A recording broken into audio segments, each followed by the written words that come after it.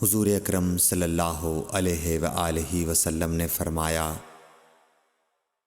کہ وحی نازل ہوتے وقت کبھی مجھ کو گھنٹی کی سی آواز محسوس ہوتی ہے، اور وحی کی یہ کیفیت مجھ پر بہت شاق گزرتی ہے۔